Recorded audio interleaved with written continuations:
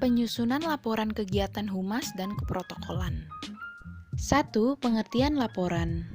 Menurut Alawiyah, laporan adalah informasi dari seorang petugas atau pejabat kepada petugas atau pejabat lain dalam suatu sistem administrasi. Menurut Keraf, laporan adalah salah satu cara komunikasi di mana penulis bisa menyampaikan informasi kepada orang lain atau organisasi karena tanggung jawab yang dibebankan kepadanya. Jadi, dapat disimpulkan bahwa laporan adalah suatu bahan informasi yang diperoleh dari hasil proses pengolahan data sebagai hasil dari suatu penelitian atau riset terhadap suatu masalah yang biasa. Tujuan pembuatan laporan: memberikan maklumat dan fakta, membuat rekaman suatu peristiwa, menilai penyelidikan atau aktivitas. 2. Fungsi laporan.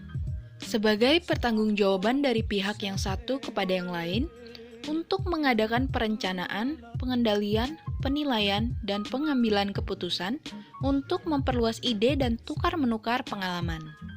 3. Syarat-syarat kualitas laporan. Laporan harus benar dan objektif, laporan harus jelas dan cermat, laporan harus tepat pada waktunya. 4. Syarat-syarat penulis laporan. Menguasai masalah yang dilaporkan, menggunakan bahasa tertulis yang baik, menggunakan kata sederhana, jelas, dan mudah dimengerti. 5. Jenis-jenis laporan. Laporan berdasarkan waktu, yaitu laporan berkala dan insidental. Laporan berdasarkan bentuk, yaitu laporan berbentuk surat, naskah, dan memo. Laporan berdasarkan penyampaian, yaitu laporan lisan, tertulis, dan visual. Laporan berdasarkan sifat, yaitu laporan biasa dan penting.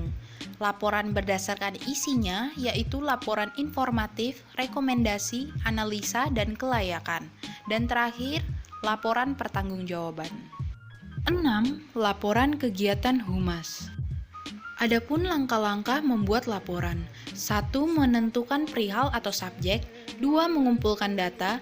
3. Mengklasifikasikan data. 4. Evaluasi dan pengolahan data. 5. Kerangka laporan. 6. Sistematika laporan. 7. Laporan keuangan kegiatan humas. Laporan keuangan ialah catatan informasi suatu perusahaan pada suatu periode akuntansi yang dapat menggambarkan kinerja perusahaan. Adapun ketentuan dalam menyusun laporan keuangan bersifat tidak memihak, tidak melebihi batas waktu, detail dan utuh, dapat dipertanggungjawabkan kebenarannya, berhubungan dengan laporan keuangan tahun sebelumnya, memuat penjelasan yang relevan, dan mudah dipahami pihak-pihak yang terkait. Baik, sekian dan terima kasih.